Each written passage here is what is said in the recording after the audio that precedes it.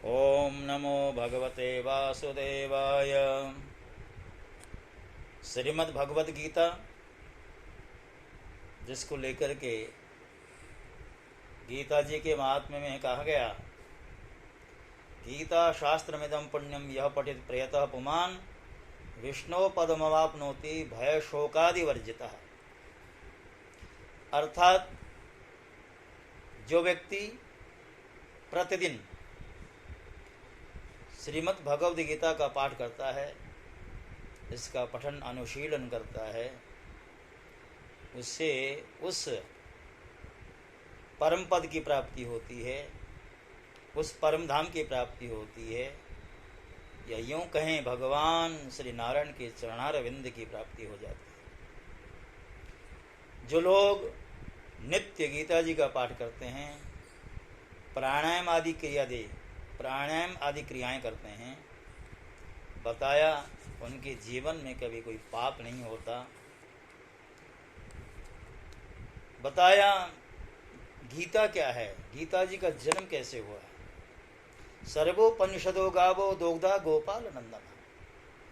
समस्त उपनिषदों को गऊ बना करके, गाय बना करके, अर्जुन को बछड़ा बना करके मानो भगवान ने गीता जी का दोहन किया है। भगवत गीता का जन्म बहुत ही विषम परिस्थिति में हुआ। हम सब जानते हैं, महाभारत का युद्ध होना तय हुआ। और महाभारत का युद्ध किस लिए हुआ, किस कारण से हुआ? हस्तिनापुर की गद्दी को लेकर के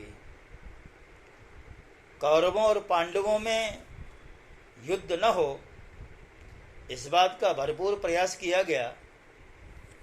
भगवान श्री कृष्ण जी ने स्वयं प्रयत्न किया, दुर्योधन को समझाने की कोशिश की, युद्ध टाला जाए। यहां तक कि दुर्योधन से कहा गया है कि पांडव लोग जो पूरे साम्राज्य के हकदार हैं, किंतु यदि उन्हें सिर्फ 5 गांव दे दिए जाएं, तो 5 गांव लेकर के भी वो संतुष्ट हो सकते हैं। यानी वो भी नहीं चाहते कि परस्पर में युद्ध हो। दुर्योधन कहाँ मानने वाला? दुर्योधन ने कहा, शच्यग्रम नैव दास्यामि विना युद्धेन केशव। दुर्योधन कहता, केशव युद्ध अवश्यम भावी है, बिना युद्ध के तो मैं पांडवों को सुई की नोक के बराबर भी जमीन नहीं दे सकता, भूमि नहीं दे सकता। अब युद्ध के लिए स्थान का चयन हुआ, कुरुक्षेत्र का चयन हुआ, क्योंकि कुरुक्षेत्र को धर्म क्षेत्र कहा गया। और कुरुक्षेत्र का चयन इसलिए भी किया गया कि धर्म की भूमि में ही जाकर के धर्म युद्ध किया जा सकता है। क्योंकि कौरव लोग अधर्म के विरोधी थे, पांडव लोग धर्म के अनुसरण करने वाले थे, और पांडवों को अधर्म के ऊपर विजय उसी भूमि में जाकर के प्राप्त हो सकती थी जो सर्वथा पुण्यमय हो, शुद्ध हो, धार्मिक हो। युद्ध के लिए सेनाओं का विभाजन हुआ, तय हुआ कि कितनी सेना किस ओर से लड़ेंगी। कौरव पक्ष से 11 अक्षौहिणी सेनाएं हैं, पांडवों के पास 7 अक्षौहिणी सेनाएं हैं। सैन्य संतुलन की बात देखें तो कतई भी इसको संतुलन नहीं कहा जा सकता। यहां पर एक बात और आई है, भगवान श्री कृष्ण जी ने दोनों पक्षों को ये कहा कि युद्ध में सैन्य शक्ति की भी आवश्यकता पड़ेगी और मेरी भी आवश्यकता पड़ सकती है, तो बताइए मैं किधर से लड़ूं? दुर्योधन और अर्जुन भगवान के पास गए थे सहयोग प्राप्त करने के लिए युद्ध में। तो भगवान ने दुर्योधन से पूछा, दुर्योधन एक और मेरी नारायणी सेना है और दूसरी ओर मैं निहत्था हूं, मैं जिस ओर से भी खड़ा रहूंगा मैं शस्त्र अस्त्र धारण नहीं करूंगा। तो आप बताइए आपकी क्या इच्छा है, मेरी सेना लेनी है या मुझे आप लेना चाहेंगे? तो दुर्योधन ने कहा, निहत्थे आपको लेकर के मैं करूंगा क्या? मैं आपकी सेना लेना चाहता हूं, आपकी नारायणी सेना, जिसका कोई जवाब नहीं। तो सारी बातें तय हो गई। कुरुक्षेत्र के रणांगण में दोनों पक्ष के योद्धा लोग पहुंचे। कौरव पक्ष का कौन महारथी हो और इधर पांडव पक्ष से कौन जो है उसका सेनापति हो, ये सारी बातें तय हो गई। युद्ध का एक ही बेला उपस्थित हो गई। एक दूसरे के ऊपर शस्त्र अस्त्र का समय उपस्थित हुआ। इतने में ही अर्जुन के मन में अचानक से ये जानने का मन हुआ। हालांकि अर्जुन को मालूम था, किंतु जैसे जैसे युद्ध की घड़ी नजदीक आती है, अर्जुन के मन में युद्ध को लेकर के चिंता होती है। अर्जुन सोचता है, अपनों के साथ हम युद्ध कर रहे हैं, और किस लिए? तुच्छ जमीन के टुकड़े के लिए। तो कैसे इस युद्ध से भागा जाए, कैसे अलग हुआ जाए? अर्जुन ने युक्ति सोची और भगवान से कहता है, भगवान आप तो सारथी हैं, सारथी की भूमिका में थे भगवान। तो अर्जुन ने भगवान से कहा, सेनयोर रुभयोर मध्य रथम स्थापयामि अच्युत। हे अच्युत, मेरा रथ ले जा करके दोनों सेनाओं के मध्य में खड़ा कर दीजिए। भगवान ने पूछा, युद्ध तो आमने सामने होकर के किया जाता है, और मैं रथ ले जाकर के बीच में खड़ा कर दूंगा, इससे तुम्हारा क्या स्वार्थ सिद्ध हो सकता है? अर्जुन कहता है, यावदेता निरीक्षेहम योद्धु कामान अवस्थितान कैर्मया सह योद्धव्यम अस्मिन रण समुद्यमे। यानी इस युद्ध की बेला में जितने भी धनुर्धर आए हैं, जितने भी वीर आए हैं, मैं जानना चाहता हूं कि कैर्मया सह योद्धव्यम, यानी किन के साथ मुझे युद्ध करना है। तो जैसे अर्जुन ने इच्छा रखी है, अब भगवान तो सारथी थे, और सारथी को सर्वथा रथ में बैठे हुए अपने रथी या स्वामी भी कह सकते हैं, उसकी आज्ञा का पालन करना होता है, उसकी इच्छा का आदर करना होता है। तो भगवान ने रथ ले जा करके दोनों सेनाओं के मध्य में खड़ा कर दिया। और जैसे रथ जा करके खड़ा हुआ, पहले तो अर्जुन रथ में बैठा हुआ था, जैसे ही दोनों सेनाओं के बीच में जाकर के रथ खड़ा हुआ है, सज्जनों, अर्जुन रथ में खड़ा होता है और सामने देखता है, तो क्या देखता है कि तान समीक्ष स कौन्तेय सर्वान बंधुन अवस्थिता। जिनके साथ लड़ना है वो तो अपने ही लोग हैं, उसमें अपने पितामह भीष्म हैं, गुरु द्रोण हैं, और भी न जाने कितने लोग हैं जो अपने जीवन को आहूत करने के लिए सामने आकर के खड़े हैं। जैसे ही उन अपने जनों को जब अर्जुन ने देखा है, अर्जुन भगवान से कहता है कि दृष्ट्वेमं स्वजनम कृष्णं ययोत्सं समुपस्थितं सीदन्ति मम गात्राणि मुखम च परिशुष्यति। हे भगवान, सामने अपने जो लोग खड़े हैं ना, जिनके साथ रिश्तों के अलग अलग ताने बाने जुड़े हुए हैं, गुरु द्रोण हैं, भीष्म पितामह हैं, और भी न जाने कितने ही लोग हैं जो अपने रिश्तों के धागे से बंधे हुए हैं, उनके साथ मैं कैसे युद्ध करूं? मेरा शरीर कांप रहा है, होठों में कंपकपी हो रही है, त्वचा जल रही है, और तो और जो गांडीव है, जो सर्वथा मेरी ताकत का, मेरी शक्ति का प्रतीक है, वह गांडीव भी मानो ये संदेश दे रहा है, अरे अर्जुन, तू मेरा उपयोग किसके लिए कर रहा है? अपनों को मारने के लिए कर रहा है क्या? मेरा प्रयोग अपने ही लोगों को मारने के लिए करेगा? मानो ये प्रश्न मेरा कांडीव पूछ रहा है। अर्जुन ने कहा कि मैं इस रणभूमि में खड़ा होने लायक नहीं हूं, मैं खड़ा नहीं हो सकता। युद्ध की बात छोड़िए, न च श्रेयोनुपश्यामि हत्वा स्वजनम महावे। इस युद्ध में अपनों को मार करके कुछ कल्याण होता हो मुझे ऐसा लगता नहीं है, और अपनों को मारने के बाद यदि राज्य मिल जाए, तमाम भोग मिल जाएं, तो उन भोगों का क्या लाभ है? कल को मुझे विजयश्री वर्ण करेगी, खुशी का वातावरण होगा, और ऐसे खुशी के वातावरण में जब अपने ही लोग उस खुशी को मनाने के लिए उपस्थित नहीं हो पाएंगे, वो तो मर चुके होंगे, और जब परिवार का कोई भी व्यक्ति ही उस खुशी में शामिल नहीं हो सकेगा, तो ऐसे युद्ध की विजयश्री को पा करके मैं करूंगा क्या? और अर्जुन ने कहा, इस युद्ध में मुझसे जो हिंसा होगी, अपने स्वजनों को मारने के कारण से जो मुझे पाप लगेगा, उसका यही परिणाम होगा, मुझे नरक जाना पड़ेगा। न केवल मुझे नरक जाना पड़ेगा, अपितु हमारे जो पूर्वज हैं उनको भी नरक जाना पड़ सकता है। क्यों? क्योंकि युद्ध में प्रायः जो पुरुष वर्ग है वो तो आपस में लड़ भिड़ करके समाप्त हो जाएगा, और खानदान में, वंश में केवल स्त्रियां शेष होंगी, विधवाएं शेष रहेंगी, और उन विधवाओं के पतन का भय उपस्थित हो सकता है। जिस वंश में पुरुष वर्ग सर्वथा समाप्त हो जाए, उस खानदान की स्त्रियों के पतन का भय उपस्थित हो सकता है।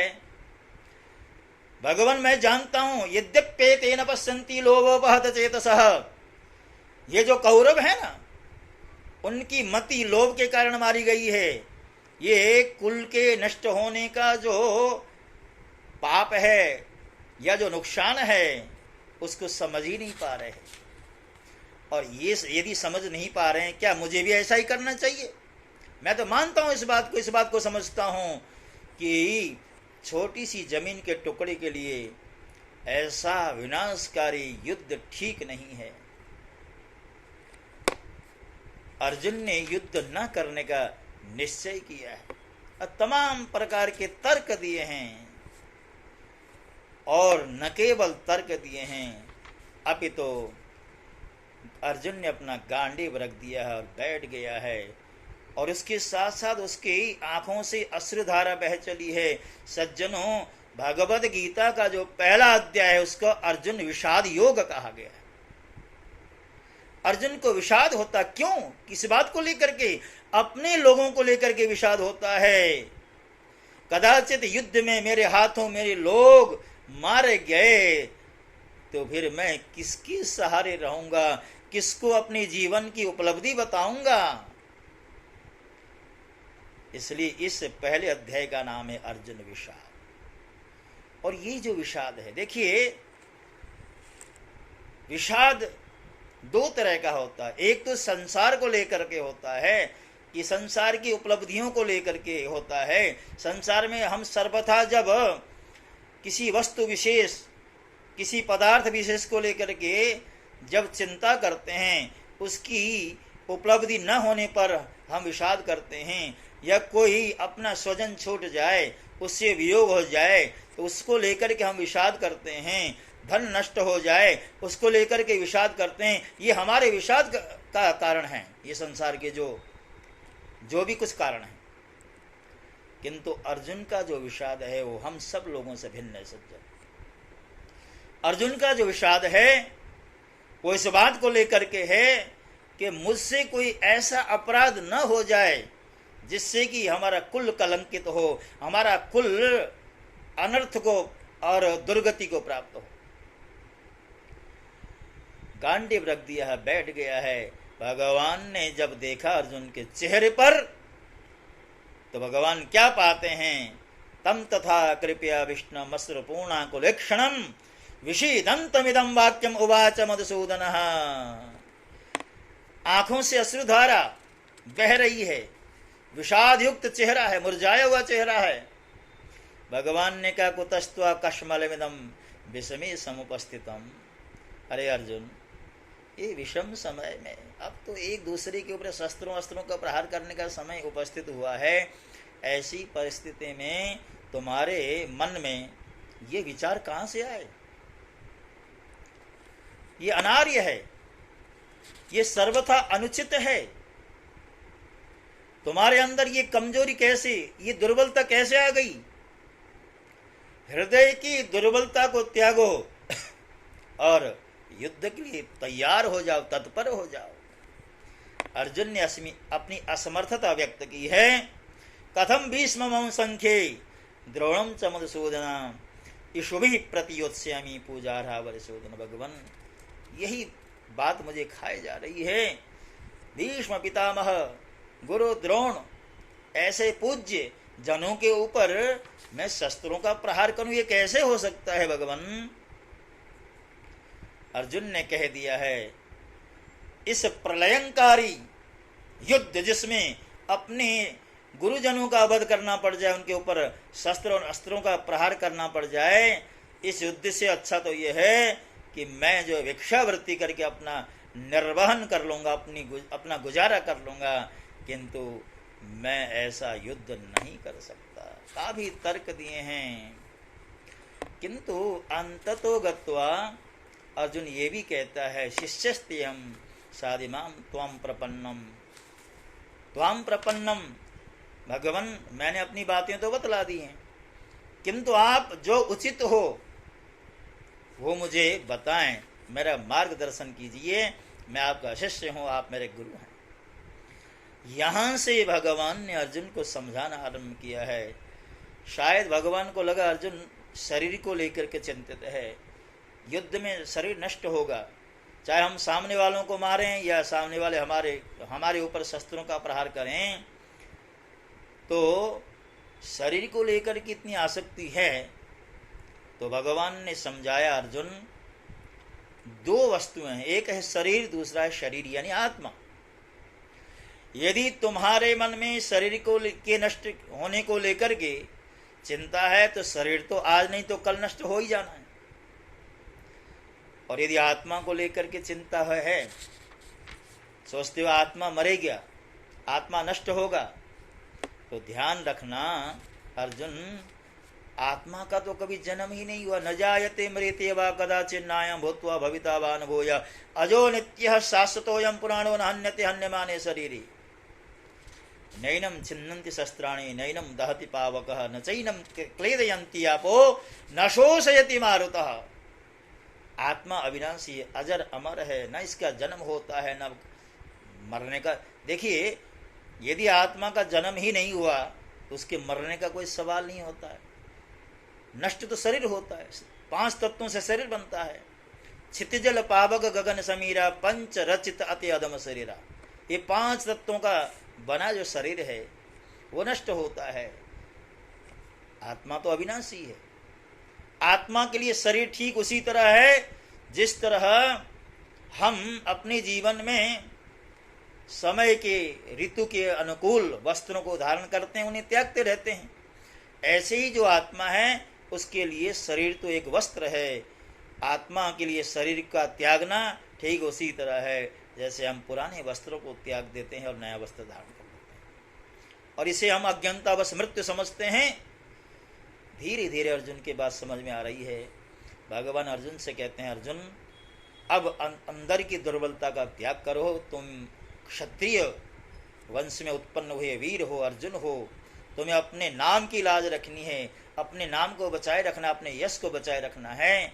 तुम्हें शस्त्र धारण करना ही होगा, क्योंकि सुखिन क्षत्रियः पार्थ लभन्ते युद्ध मिदृशम, यानी भाग्यशाली जो क्षत्रिय हैं उन्हें ऐसा युद्ध लड़ने का अवसर प्राप्त होता है। भगवान ने 2 विकल्प दिए, हतो वा प्राप्स्यसे स्वर्गम जित्वा वा भोक्ष्यसे महिम। इस युद्ध में यदि तुम मारे गए तो तुम्हें स्वर्ग मिलेगा, और तुम जीत गए तो पृथ्वी का राज मिलेगा। दोनों ही ओर से तुम्हारे हाथों में लड्डू हैं, तुम्हारे दोनों हाथों में लड्डू हैं। तुम्हें किंचित भी सशंकित और आशंकित होने की आवश्यकता नहीं है। युद्ध के लिए भगवान ने तैयार करना आरंभ किया। दूसरे अध्याय का नाम है सांख्य योग। इसमें आत्मा और शरीर की बात का यहाँ पर उल्लेख है, और खास करके आत्मा को लेकर के, आत्मा के अविनाशी पन को लेकर के यहाँ की चर्चा, इसलिए इसका नाम सांख्य है, सांख्य योग है। तीसरा अध्याय है कर्मयोग। भगवान अर्जुन से कह रहे हैं कि अर्जुन तुम मेरे नित्य सखा हो, हम दोनों नर और नारायण के अवतार हैं, तुम्हारे लिए ये युद्ध मैं संकल्प मात्र से जिता सकता हूँ, किंतु मैं नहीं चाहता कि तुम अकर्मण्य बने रहो, यूं बैठे बैठे जो है तुम्हें परिणाम प्राप्त हो। क्योंकि बड़े बड़े ज्ञानी ध्यानी जैसे राजा जनक, वो विदेही, वो कहते हैं कि वो इतने ज्ञानी थे, उनको अपने शरीर का भान नहीं रहता था। ऐसे ज्ञानी जनक जी को भी संसार में आकर के कर्म करना पड़ा था। सीता जी का विवाह किया तो लोकाचार को स्वीकार करते हुए विदाई में वो भी रोए थे, हालांकि वो ज्ञानी थे, उनको विदेह कहा जाता है, उनको का शरीर से कोई संबंध नहीं था, उसके बावजूद भी उन्होंने लौकिक आचार को पूरी तरह निभाया था। उन्होंने जो जिम्मेवारी जीवन में मिली थी उसका भलीभांति निर्वहन किया था। तो तुम्हें भी युद्ध रूपी कर्म करना ही पड़ेगा। इस तरह तीसरे अध्याय में कर्म की चर्चा की गई, चतुर्थ अध्याय में ज्ञान की चर्चा हुई, पांचवें अध्याय में पुनः कर्म योग की चर्चा, छठे अध्याय में ध्यान योग यानी कैसे ध्यान किया जाए है इस बात की चर्चा, सातवां अध्याय ज्ञान योग कहलाता है सातवां अध्याय, आठवें अध्याय में भगवत प्राप्ति की बात बताई। और भगवान ने आठवें अध्याय में एक अर्जुन को संदेश दिया है, अर्जुन महाभारत का युद्ध लड़ लिया, बस इतने से तुम्हारा गुजारा होने वाला नहीं, तुम्हें मानव तन मिला है, नर तन मिला है। नर्तन की उपाधि ऐसी में है कि इस शरीर से ही भगवान को प्राप्त किया जा सकता है, और भगवान को पाने के लिए इस तरह की तैयारी होनी चाहिए कि संसार से जब जाने लगो तो भगवान याद आए। भगवान ने 8वें अध्याय के 5वें श्लोक में कहा कि इस संसार से जाते हुए जो मुझे याद कर लेता है वो मुझको ही प्राप्त होता है, और यदि मुझे याद नहीं किया, संसार को याद किया, तो फिर उसी संसार में आना पड़ता है। छठे श्लोक में भगवान कह रहे हैं। तो पांचवा जो श्लोक है वो है अंतकाले च मामेव स्मरण मुक्त्वा कलेवरम यह प्रयाति समद्भावम याति नास्त्यस्त्र संशया, यानी यहाँ से जो जाता हुआ मुझको याद कर लेता है वो मुझको पा लेता है, और मेरे अतिरिक्त किसी